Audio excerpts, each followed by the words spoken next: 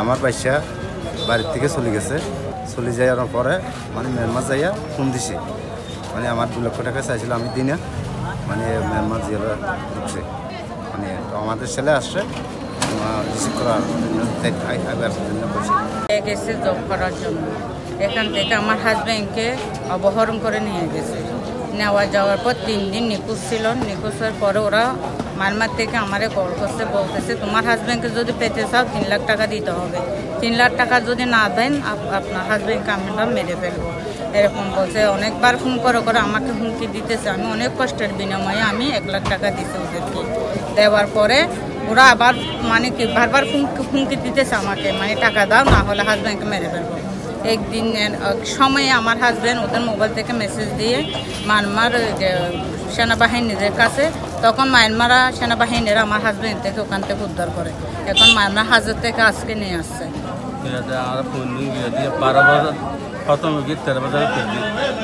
আর বাচ্চা আছে আর পাড়ার মাঝে একখানটু 12 জন বরাবর, একজনের কোনো খবর নাই। যাই বললাম দালাল করে দালাল লইয়া হয় না পারি, দালালে করে লই গিয়েছে তোমার মানুষের জায়গায় দিয়ে দিবে, হারাই ফেললে ওই বই লগিয়ে বই এখন আর খবর নাই মানে ইকা যায় ইকা যায় হনো মিকা আর হওয়ার খবর না।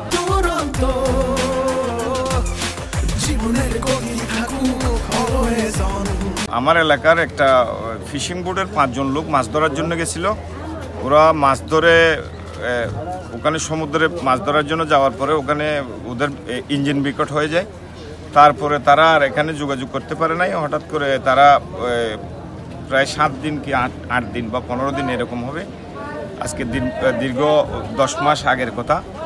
তো ওরা মায়ানমারের একটা জায়গায় গিয়ে উঠে, ওখান থেকে ওরা কল দেওয়ার পরে জানতে পারি যে ওনার মায়ানমারে জীবিত আছে। এরপরে আমরা বিভিন্ন সরকারি দপ্তর, বিশেষ করে আজকে আমি ধন্যবাদ জানাবো বিজিবি, ওনাদের সাথে আমরা প্রথম দিন থেকে যোগাযোগ করি। এরপরে আমরা বিভিন্ন সরকারের ডিজিএফআই, এনএসআই, ডিএসবি, পুলিশ, ওদের মাধ্যমে আমরা যোগাযোগ করে তাদেরকে আজকে ফেরত আনতে সক্ষম হয়। তো কালকে আমাদেরকে খবর দেওয়া হয়েছে যে আপনাদের লোকগুলো কালকে কক্সবাজার BIWT ঘাটে আসবে, আপনারা এসে রিসিভ করে নিয়ে যান 9টার দিকে, সেই জন্য আমাদের আশা। তো আজকের এই ইয়াতে আমি সবচেয়ে বড় একটা ধন্যবাদ জানাবো যে আমাদের এলাকার পক্ষ থেকে, এলাকাবাসীর পক্ষ থেকে বিজিবিকে, ওনারা অক্লান্ত পরিশ্রম করে আমাদের স্বজনদেরকে আমাদের হাতে ফেরত দিয়েছে।